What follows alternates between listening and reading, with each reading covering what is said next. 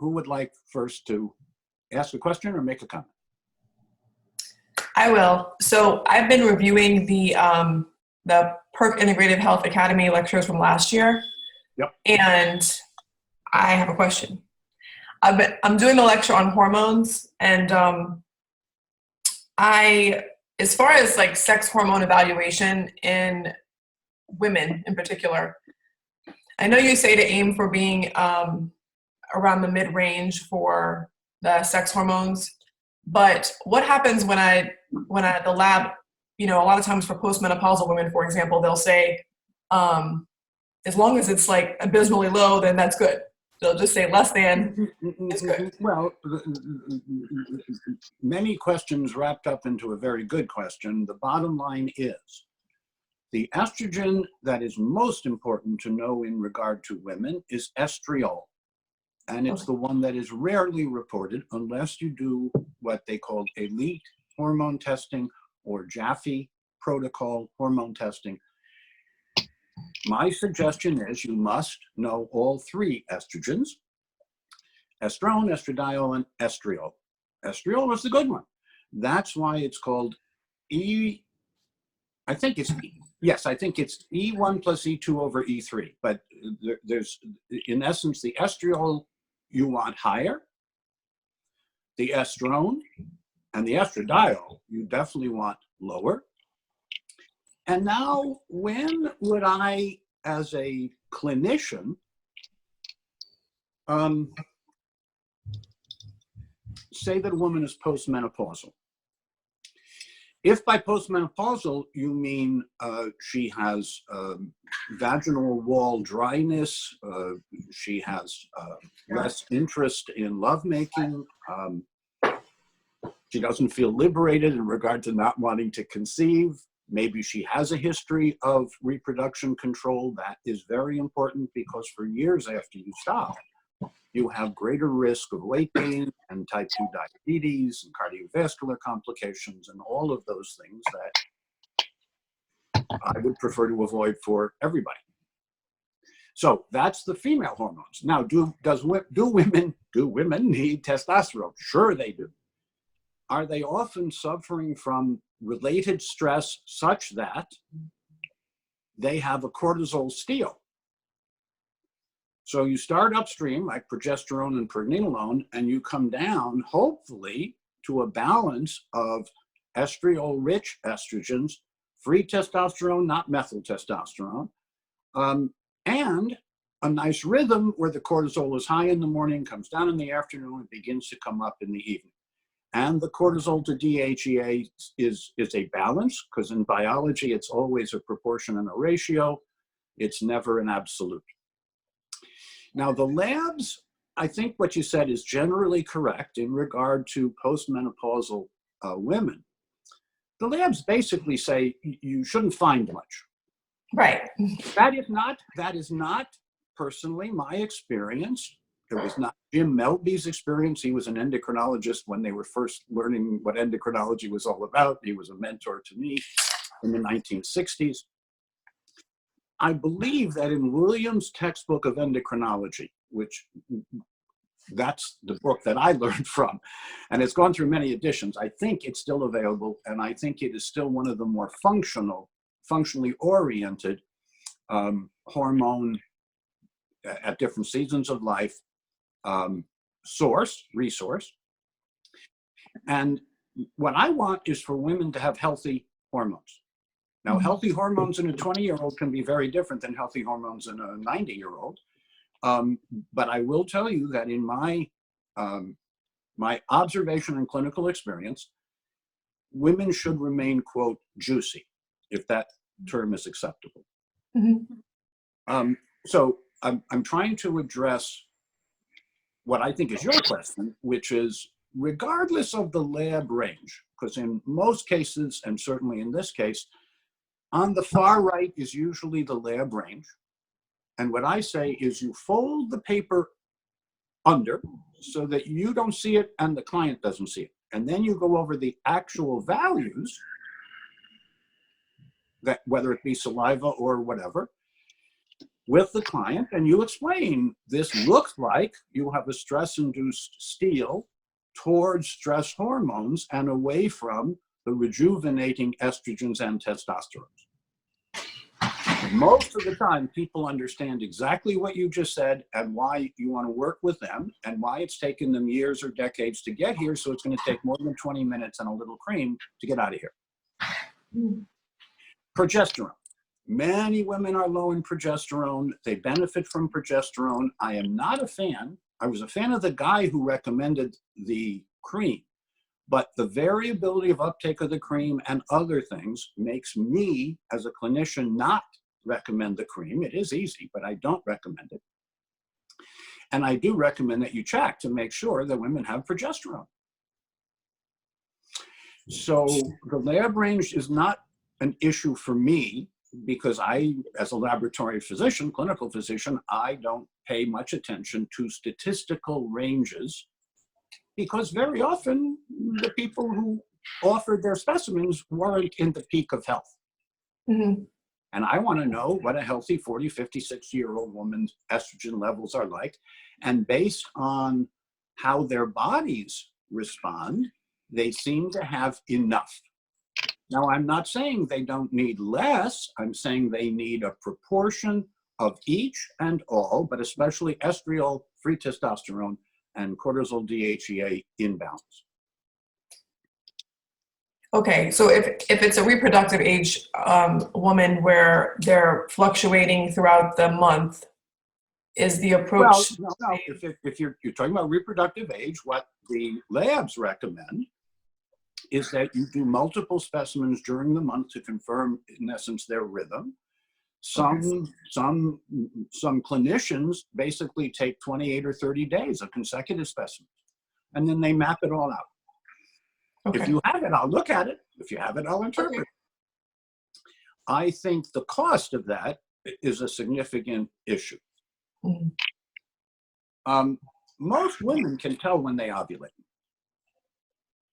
Now, if a woman is on reproductive control or birth control, that changes everything. It makes you more hypercoagulable. I don't think they should be taking aspirin for a lot of reasons. It's a whole lot of risks worth. And so I gave up on that a long time ago.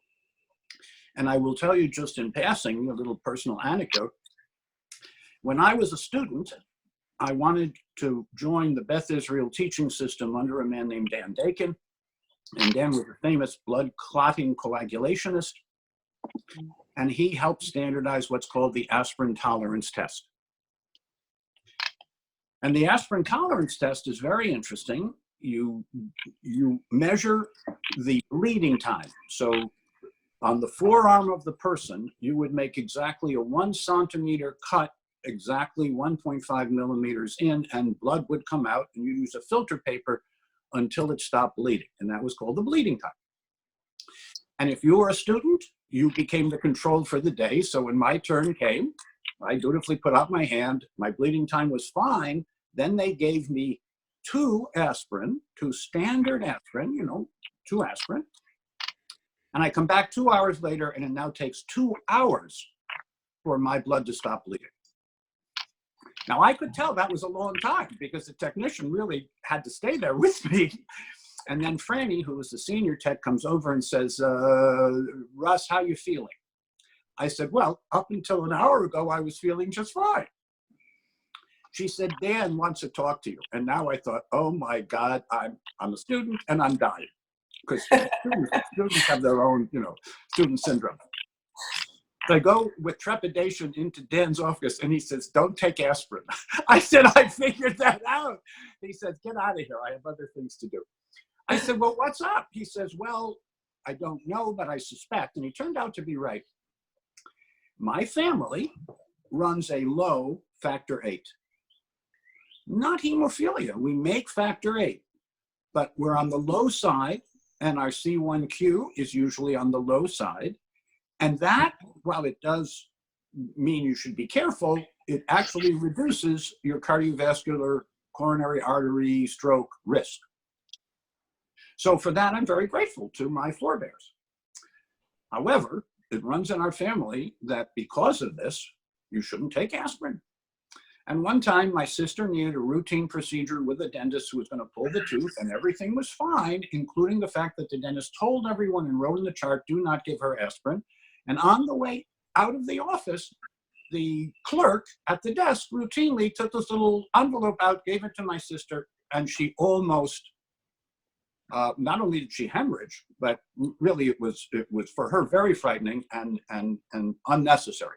So even when you try to communicate about individuality, you almost need to have either a little guardian angel on your shoulder or something equivalent.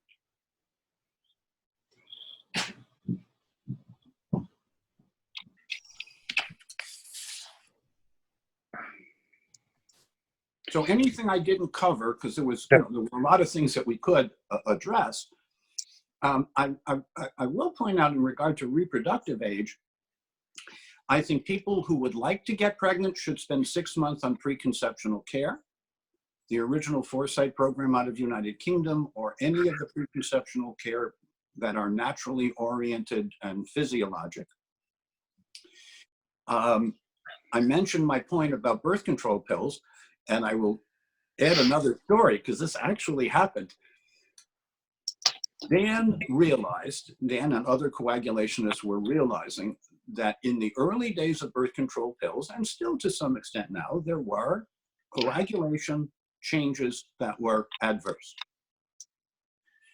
And I said to Dan, well, someone has to go to GD Searle, because they were the big maker of birth control pills at that time, and speak to Victor Drill, a very famous guy who wrote his own textbook of pharmacology when human beings could do that. And Dan said, you go. And I thought, I don't know if this is a fool's errand, a suicide mission, or a gift. Okay. But I went. I was going to Chicago anyway because I was on an education committee. I was the student representative to the medical education committee under C.H. William Rui at AMA, so I was going anyway. Professor Drill, Dr. Drill, was gracious enough to give me time. And I walked off the elevator and I meet a receptionist who takes me to the second secretary, who takes me to the personal assistant, each one of them deeper and deeper into this complex, all his. And finally, his office, which to me looked like an apartment. It was that big. And he starts out with, young man, okay, young man, tell Dan to go fuck himself, get out of here.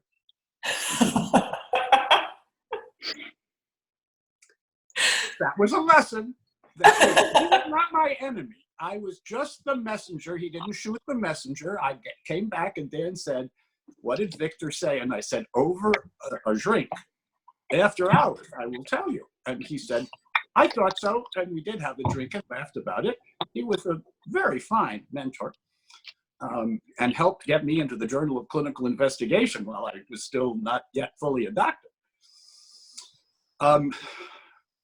So the bottom line is, usually people are complex. What they eat and drink, think, and do is important. You have to tease it back to me. You have to peel the onion one layer at a time, then some things come up. I am not a big fan of hormonal manipulation, including for birth control. I think there are other safer options, not the least of which is a male or female condom. I'll tell you, for full disclosure, at one point, Rebecca and I tried a cervical cap. Now, a cervical cap is very easy. You take a mold of the woman's cervix, you make this kind of plastic thing, latex thing, and you put it in place. It was like bouncing on a trampoline. She didn't enjoy it. I didn't enjoy it. We tried it once or twice and just gave up on that. So I think you have to be very personal about these very intimate questions, and encourage people to tell you what they haven't told other doctors. So when I see someone in a consultation, very often I kind of start with, hi, how are you? I come in peace. And I want you to tell me what you didn't tell other doctors or what they didn't listen to, because you might have told them, but if they just finessed it, then it wasn't really heard, appreciated, and reflected. And I was from an age where you always mirrored back to the person what they said to make sure that you understood what they said. And they understood that you were listening. Right. Today, too often, there's only a few minutes to the consultation, and part of it is taken up. Usually, the keyboard and the screen are behind, not in front of the physician. And so I find it personally, if the doctor turns away from me when I'm the patient, which is not very often, but when that happens, if they turn away from me, I stop. And if they're talking to me, I don't respond because I want to see their lips move. I want them to see my lips move. Forgive me, I want to have a communion, not just, if it's a questionnaire, send it to me email and I'll send it back through your portal or something. But if we're going to have a time together, I really would like to feel that the professional is present and eager to be just with me. Dr. Jaffe and Candace, I have a more general question, but before I do, have you looked into the Dutch test for evaluating hormones, and what do you think about those for the both of you? Well, first of all, it doesn't measure estriol. Second of all, when hormones are in low amount and you have a efficient system, it very often lacks sensitivity and specificity. So I think it's a good idea, but I wouldn't pay attention to the interpretation. Okay. It's been mentioned to me, Ed, but I haven't used it yet. Like we use ZRT more. Okay. Yes, ZRT has David Zava as its leader. He knows a lot about these tests. Some are blood spot, some are saliva. And my interactions with him over many years are that he's a guy who cares about the individual case. And I'll give you an example. Just recently, dear friends of mine got results that could not be possibly true for Judy, the wife of Amory. So out of concern, they call me up and we talk about it, and I say, either they missed the specimen, they put your name on somebody else's results, which should not happen. We agreed it should not happen. But there was no way on God's green earth, because of how well she and he know themselves, what comes in and what goes out, that the results could be true.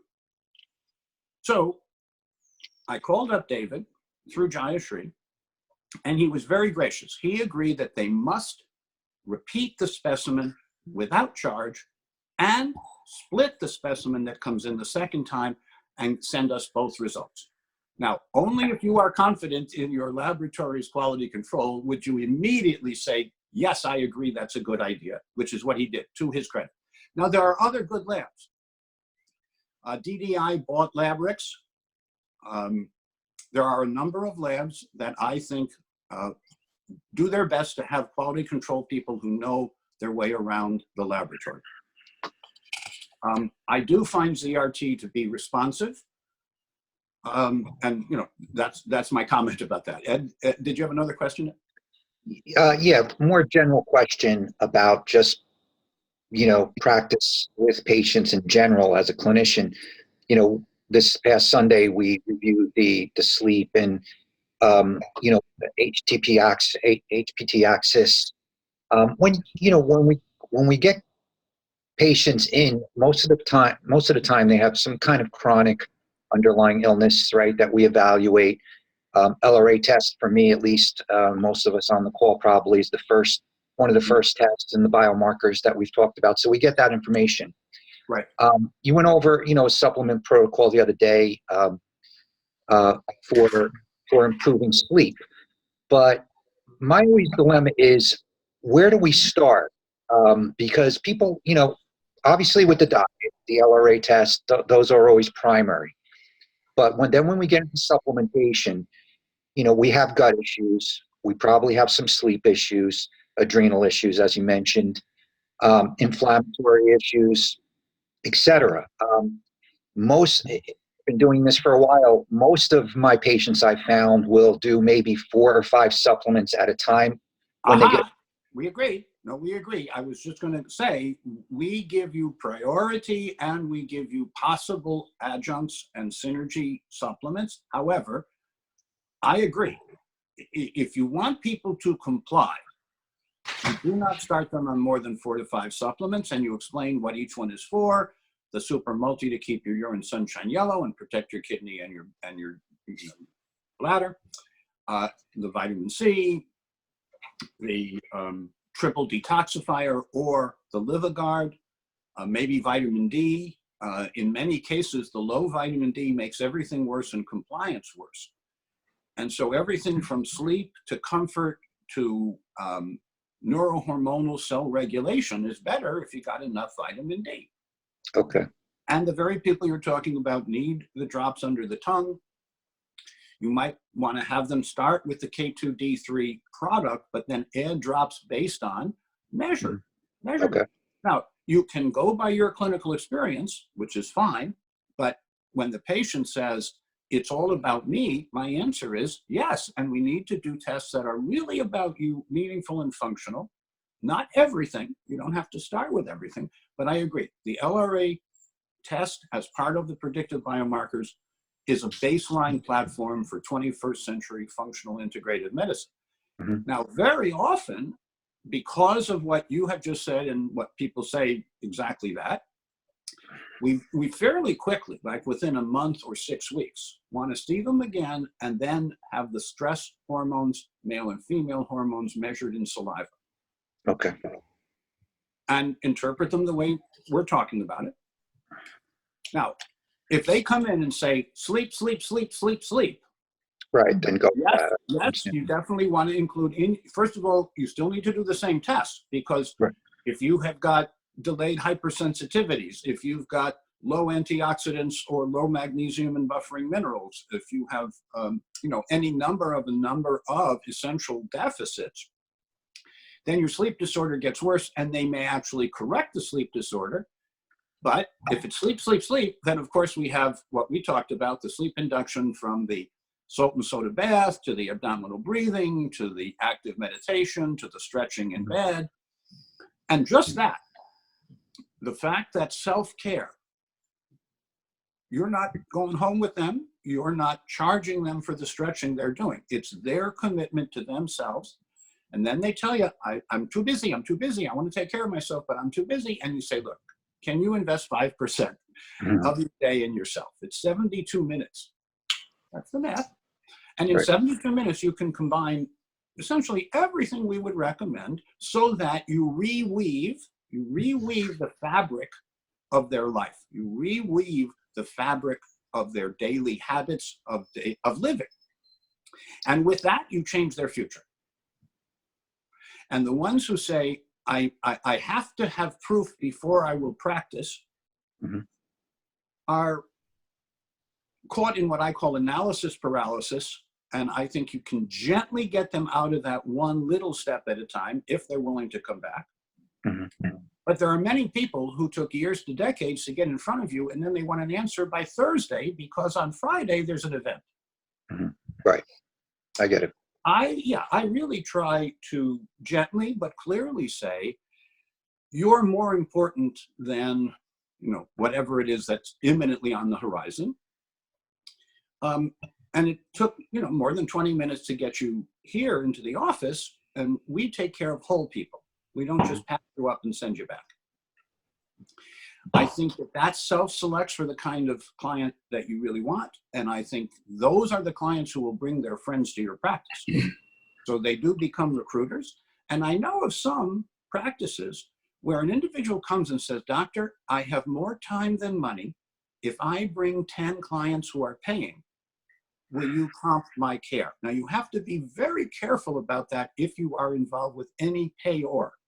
Right. Because, for example, Medicare, with all good intention, but Medicare says whatever is the least amount that you accept for your services, that's the amount Medicare will reimburse you.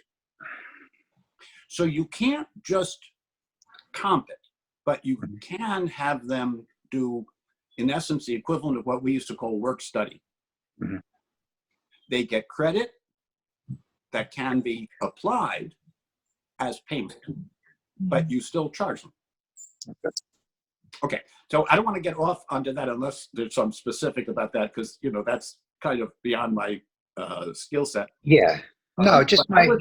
I was around in the time when that first came in, and at that time I was one of the many advisors to Senator Kennedy, from Massachusetts, and I called up Susan and I said, Susan, does the center know the unforeseen consequence of this, which is doctors can no longer comp their patients? She very politely said, yes, he does know. But given the negotiation, it was he and Orrin Hatch who really put it through. We had to put up with that, and we hope to correct it in the future. But be careful, because once it gets chiseled into a law, reversing that is harder than actually making it happen in the beginning. Brian, I saw your face a couple of times. I think maybe you have a question. I do have a question. Can you hear me? Yes, sir. Okay. On the herbs, the viral herbs, what is your opinion?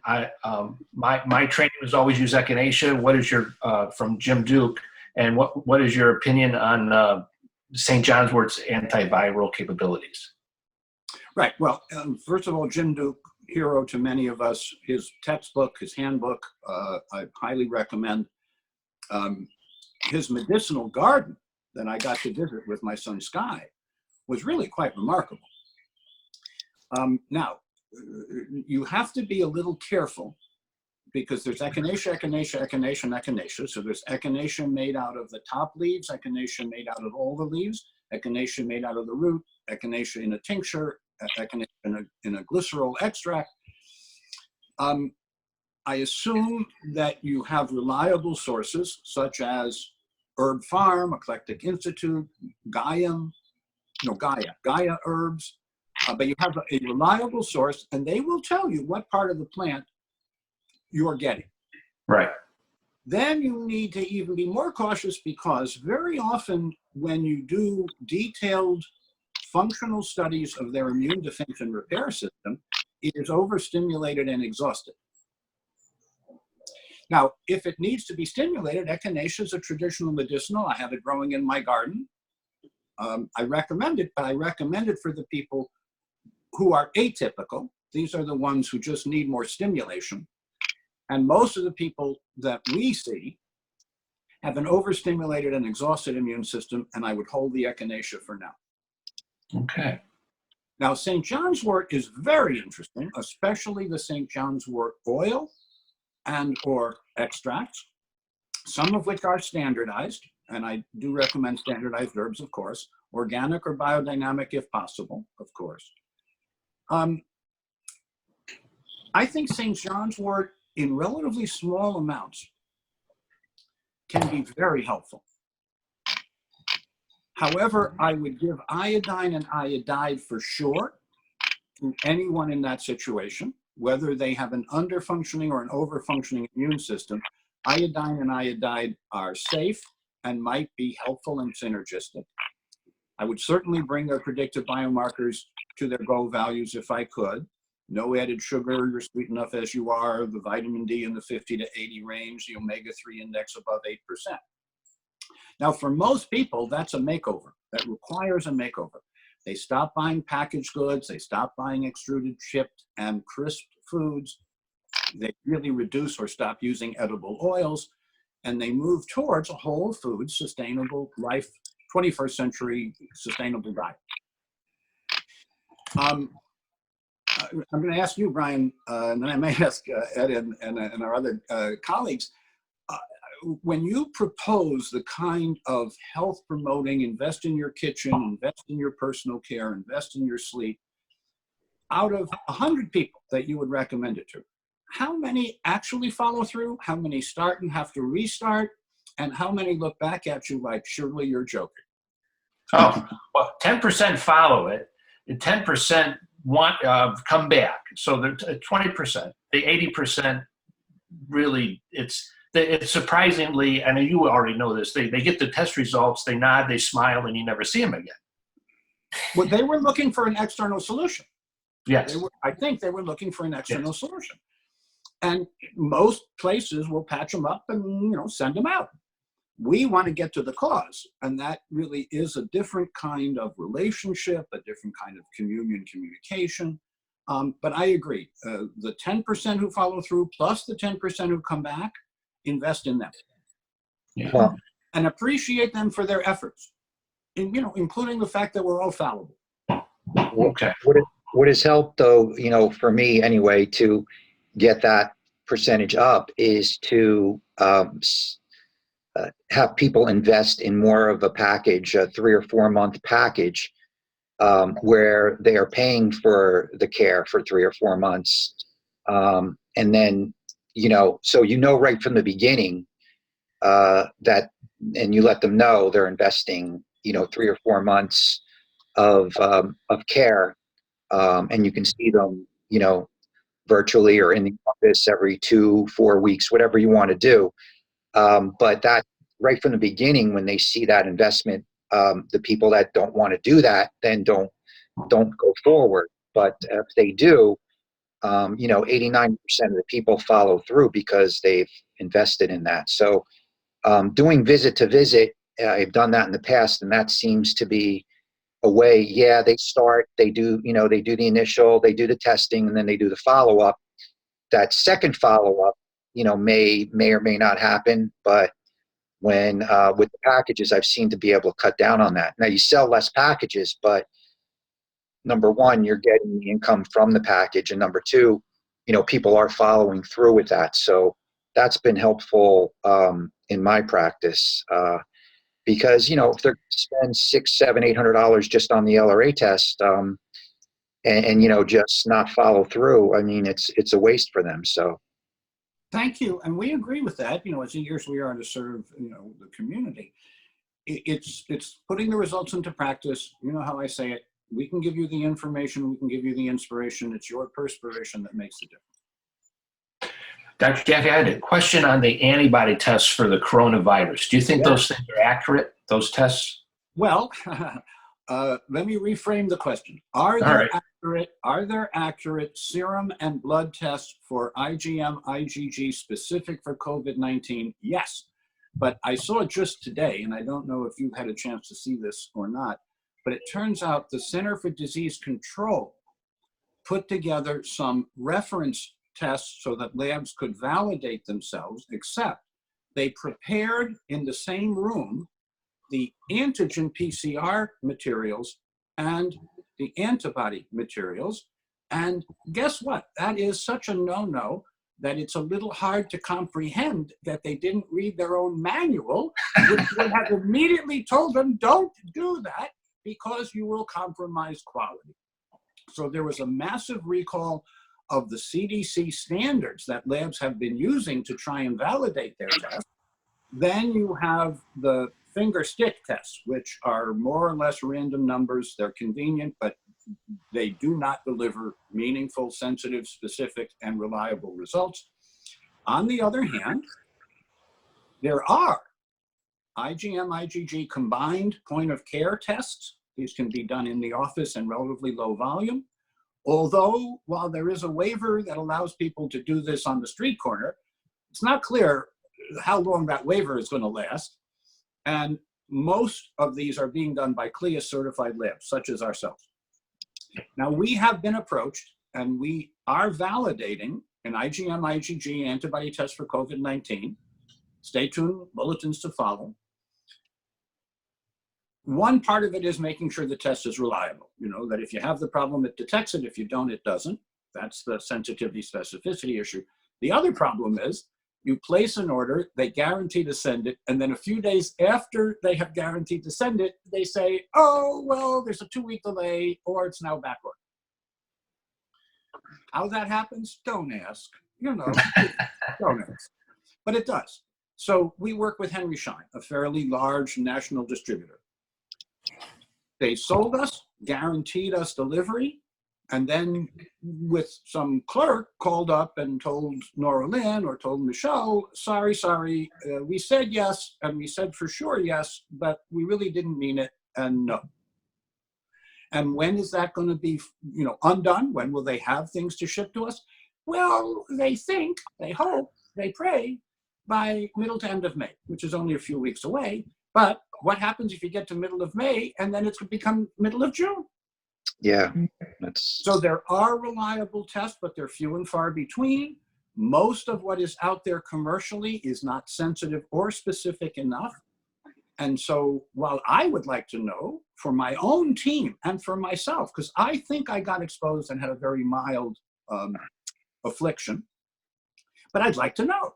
Right. But if you tell me that this measures COVID-19 and coronavirus, because COVID 1 through 18 and COVID 20 through 24, which have now been identified, are different than COVID-19 as far as we know, but who knows? Tomorrow, it's a very promiscuous virus. RNA respiratory viruses are known to constantly change, not unlike the seasonal flu. You know, every year we have to make a new vaccine based on last year's strain.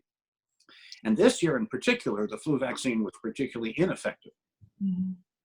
So bottom line is there are reliable combined IgM, IgG tests. Your first test should always be the combination of IgM and IgG. I think when people come back 6 months or more later, that all they will need is the IgG. So that's coming, and the calculation that I have seen is that we need 1 million of those tests a week for an indefinite time. And at the moment, if you look at the best data that I can find, we're doing somewhere between 20 and 30,000. So if the lab is promoting, there's a lab on the West Coast that on Washington that's said as of yesterday they had some stuff available. I was going to call them. If it's a finger stick, stay away from it. Oh, no. If it's a finger stick, ixnay, I'm sure of that. If they say we have a combined IgM, IgG on serum or on blood, yes. The best information we have is if you send a lavender top or EDTA specimen, you have at least 3 days, maybe 5, to get it to the lab for them to analyze. That's enough time. The folks in the Seattle area, the folks in Washington State, certainly have had a lot of experience with this, and they should be able to say to you, well, we're working with the state of Washington. We're working with WashU Seattle. We're working with Swedish Hospital. And comparing results and pooling data and so forth and so on. And if they say, yep, we have it, and we've had it for 2 weeks, and trust us, we know what we're doing, tiptoe away. Okay. Last Thursday, I was on a video chat with that Dr. Bland hosted, and Dr. Vanjani, who I know we disagree with on certain things, was also on the call, but he did contact 4 labs, reputable labs that he knows of, sent his own blood to those 4 labs for antibody testing, and he got 4 different results. Not surprising. He was very disappointed, and he's, No, not surprising, and that's exactly what I'm saying, and I've known Aristo since the early 80s. Actually, we were at a conference not too long ago at NUHS where they had Heather Zwicky, they had Aristo, myself, and Kevin Spellman was on the program. It was an excellent program in terms of getting different points of view all in front of the same audience to let them, make up their own minds. Aristo is an immunologist, was affiliated with UCLA, has had his own lab at certain times, but he's consulting to other labs now. And if I was a consultant, I would be enthusiastic for whoever it was I was consulting for. But he is right. What I said is what I meant. You cannot just send a specimen to a lab and accept their IgM, IgG results and assume that they're reliable. We may or may not do this, but I am thinking of offering to do every test in duplicate because there is a certain amount of variability given these kits, and we're using the best of the kits as far as we can tell. And this will get sorted out. This has to get sorted out. You cannot think about teachers, about public service people, about first line people. They may not make a lot of money, but they're the ones at risk. I don't think you can really meaningfully talk about re-energizing the economy and getting people all back to normal, whatever that means in the future, because it's going to be different, until you have widespread testing. Governor Larry Hogan, a Republican from Maryland, has a wife who happens to be Korean American. And they, with state money, negotiated with South Korea to send 500,000 tests that arrived yesterday. And then he got criticized by the White House for some reason. It made no sense to me, so I can't tell you why they criticized. And he, on the air this morning, said he doesn't know why they criticized him either. So interesting times, testing needed, but reliable testing is needed. You need to have some independent reference that's been validated, like CDC or something. We may team with a company where the other company provides that instant PCR swab test, and we provide the antibody test. How much longer? How much longer? So I almost held back from saying that we're pretty far along, but in these situations, don't declare victory until you have the flag permanently planted where you want it. So the answer is you folks will know as soon as we have something meaningful to say. And we are eager to do this. We think that this helps confirm everything. And I think it was you, Ed, who had a rep come in and say, if the COVID antibodies IgG is positive, then you're protected. But if you have a reaction to an apple, that's bad. And you asked them what the difference was. Does the test system know whether it's an apple antigen or a COVID antigen? Because the answer is surely not. However, this is part of the problem in the testing. IgG comes in good and bad. When you just measure the physical IgG, you know if it's present or absent, but you don't know if it's good or bad. Now, IgM comes up quickly and goes away quickly, although what the clinical labs are saying is that IgM comes up within a week. IgM comes up within a week in healthy people. The very people with the comorbidities who are at risk for consequences of COVID-19, their IgM isn't so robust and it doesn't come up that quickly. And then it turns out it stays around longer because their IgG doesn't come up as quickly because they are overstimulated and to some extent exhausted in their immune defense and repair system.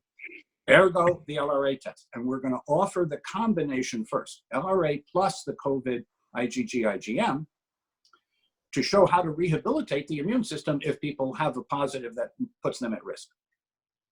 Oh, and one more point, which excuse me for jumping in, but one more point.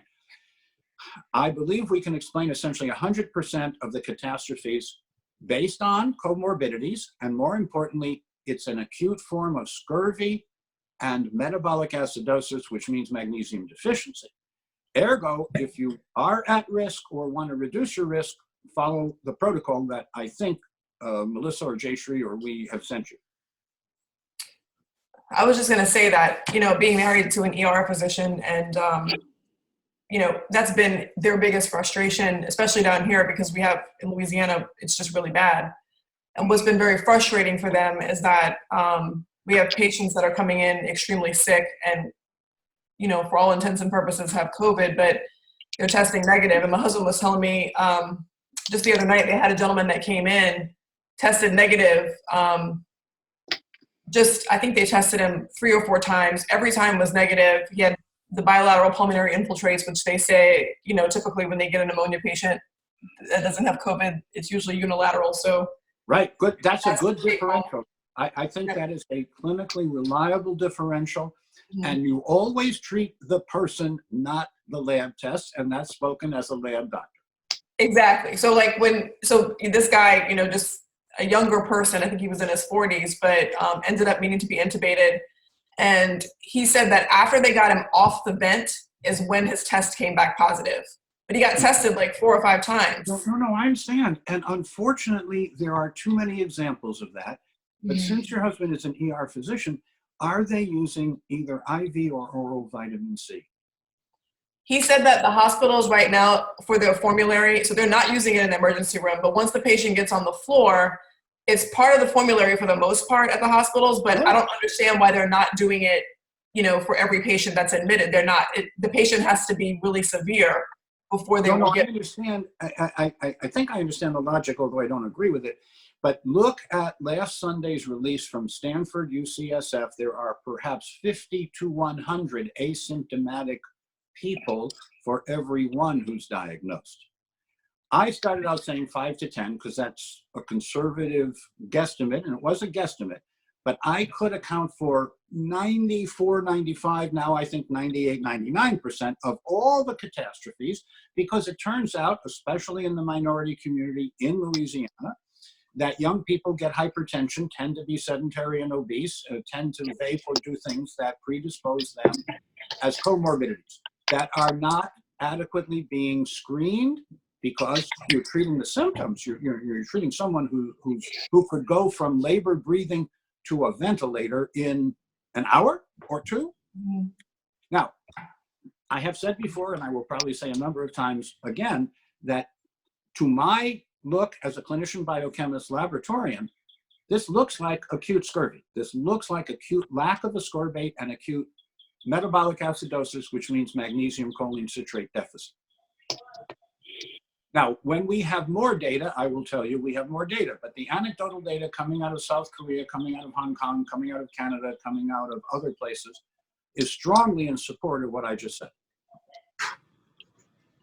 Wow. So is it possible in our world, maybe not in the conventional world, but even taking out the LRA test for a second, just removing that, they're looking for ways, the IgG, maybe, to select some immunity, people come back to work. Is it possible that just getting a, first morning urine and maybe a SIG-A, just those two simple tests, getting people in line with those two tests could possibly, give people some type of, analysis of their immune system status, so that maybe those people are the ones that can get back into society. Well, yes, if you want to look at a screening, inexpensive procedure to monitor for risk, secretory IgA is good, because if it's up, that's helpful, and if it's not, that's not helpful, that's bad. And acquired IgA deficiency is the most common adult immunodeficiency in the United States, both secretory IgA and serum IgA low. Acquired, babies always have it, adults often don't, because of toxic accumulation, anti-nutrient, pro-oxidants, etc., and lack of balanced essential nutrients. I would say the following: in addition to doing a secretory IgA, I would ask them how the food smells. It turns out if you're low in zinc, you can't smell the food. If you're low in zinc, Harry Henkin used to blindfold people and he would give them an apple or an onion, and if they were low in zinc, they couldn't tell the difference, chewing on it. He was a good man. But the drops on the tongue are very hard to interpret, and so you can see what's called the Henkin protocol, except almost nobody does it. So if they've had a change in sense of taste and smell, then I would for sure put them on bioavailable zinc and vitamin D. Because if you say zinc deficiency, you're probably saying vitamin D deficiency, and if you measure the vitamin D and it's low, you're probably saying low zinc and low magnesium. Now, the first morning urine pH, which mostly reflects magnesium, does to some extent reflect other divalent cations like zinc. Mm-hmm. So I would put people on the self-assessments so that they can at least check their hydration status. They can at least check how much ascorbate they need to do the C-cleanse, if they're willing to do that. At least check your transit time, overall digestive transit time. Measure the secretory IgA, check if they can smell, and check if there are any other changes in their own perception, their mood, their sleep, things like that. And then, follow the guidance we have at the PIH Academy. Okay. Brian? I put out your on your vitamin D. You had put out it with the research links at the bottom. So I put out the second one. I thought it was a great article, easy to read.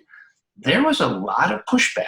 I was surprised at how many people did not want to be told you need to know your vitamin D level to keep your immunity up. And there was a lot, I was getting criticism from this could possibly work on an upper respiratory infection.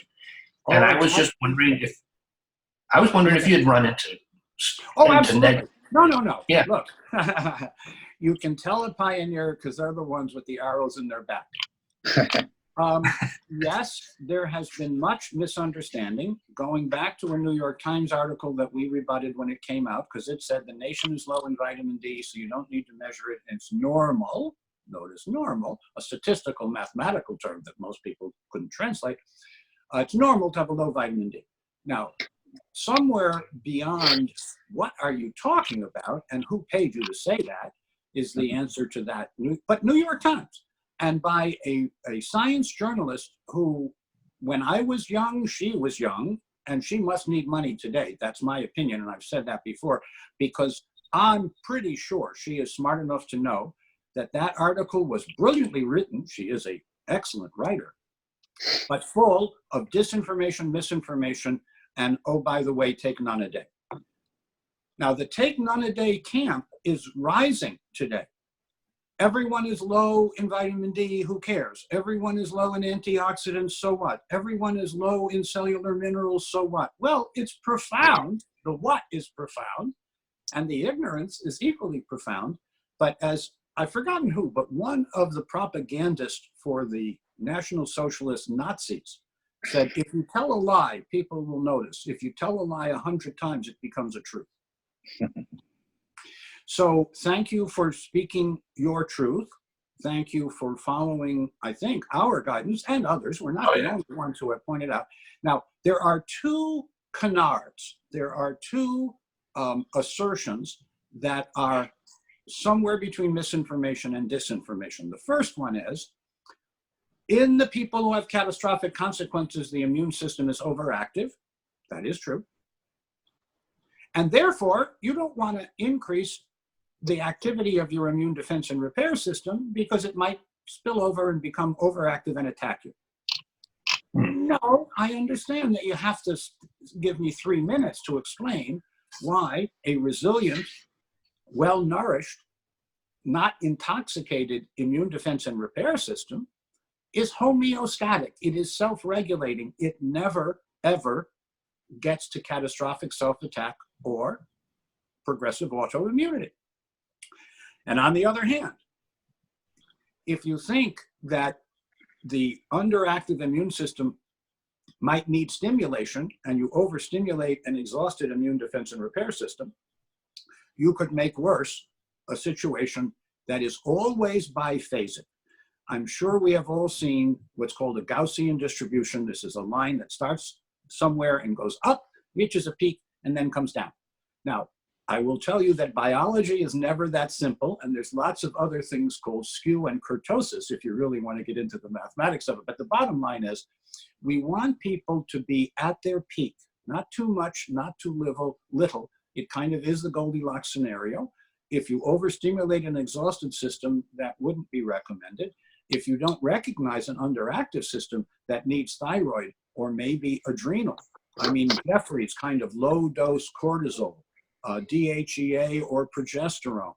Give the precursors and see what the body does with it, and then ask the person to come back in just a month or 6 weeks and look at something, saliva or something, so that it's personal. Because when I'm a patient, I want it all to be about me. I don't care about others. I think most people are that way, and I think you represent the physicians who personalize care, and therefore their compliance will go up, and the benefits will go up. Now, in regard to vitamin D in particular, it was probably now 4 or 5 years ago that the National Cancer Institute had a consensus conference. Bob Heaney spoke, my colleagues spoke, the people who I've learned from about this issue spoke, and they all said the same thing. The country is low and that's a risk.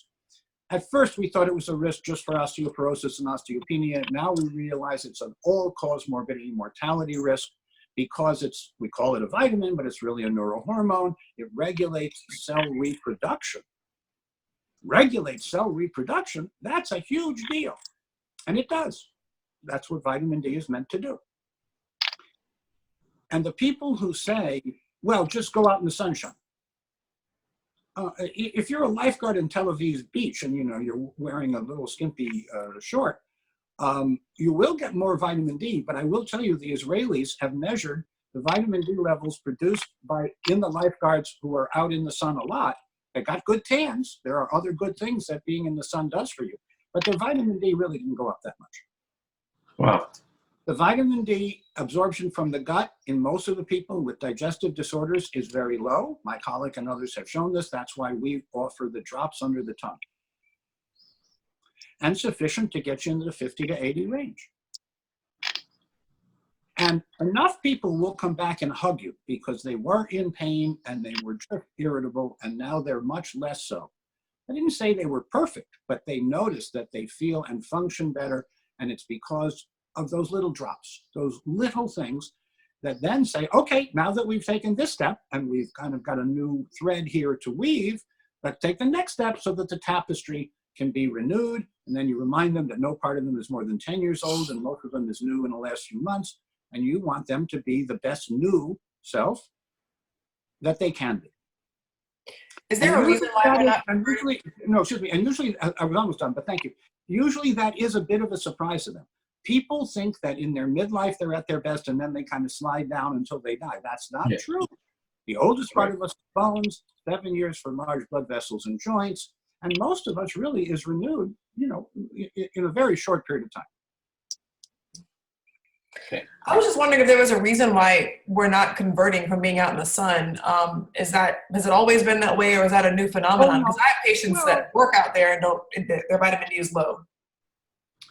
In order to make the cholecalciferol with the help of UV sunlight, you have to have calciferol.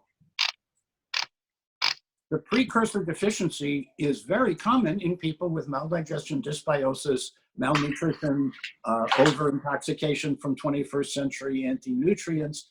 So you got to have the you got to have the calciferol to make the cholecalciferol so that your kidney and liver can convert.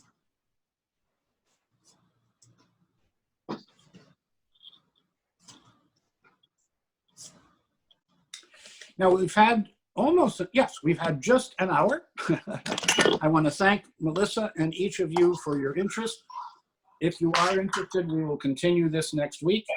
I certainly find it valuable for us to record, and those of you involved with the PIH Academy are welcome, to access this, because these to me are very important but subtle ways in which you differentiate yourself, even from the quote functional integrative holistic practitioners who are doing what I will call pharmacology light, whereas we're doing physiology strong. And physiology before pharmacology has served us so well, especially when you combine the nature, nurture, and wholeness, the eat, drink, think, do pieces that we confer about and commune about. The results put to the lie the things that I hear from policy people. I hear from policy people, don't save their life. They're only going to spend more money in the future and we don't have enough money to go around. The answer is that when people recover from lifestyle illnesses, usually they maintain a high level of quality of life at a low cost to the system. And I think some of you have heard this before, but my own dad, who passed at 90 after 25 years on Medicare, I wanted to find out how much my dad had cost Medicare, and the answer was they couldn't find him. Because if during your Medicare beneficiary status, you spend less than a total of $2,500, they don't track you. Now, my dad passed taking a lot of supplements and in my arms, having, in my opinion, been a really good father. However, he was not taking any prescription medicine. And I was talking with a friend he's a banker, but he's a dear friend. He's my trustee. And he was telling me about his mom. His mom is 93 and she fell and she needed to be in the hospital. And when she went into the hospital, she was taking some supplements that they took her off. And in addition to that, she was on like 1 or maybe 2 prescriptions. Within a day or 2 of being in the hospital, she was on 12 prescriptions and she was out of it. And they were explaining to Sam that mom is dying. And so they moved her to a skilled nursing facility who immediately removed 10 of the medications. Sam and his brother basically spent a week at mom's bedside. And now she's back in her house and doing fine. And, you know, does not need polypharmacy. Okay. So there are personal faces on all of this. I'm glad for the attention that you have and the desire to put this into practice to help the people you help, because we wouldn't do what we do if you didn't do what you do. So thank you all. All right, thank you.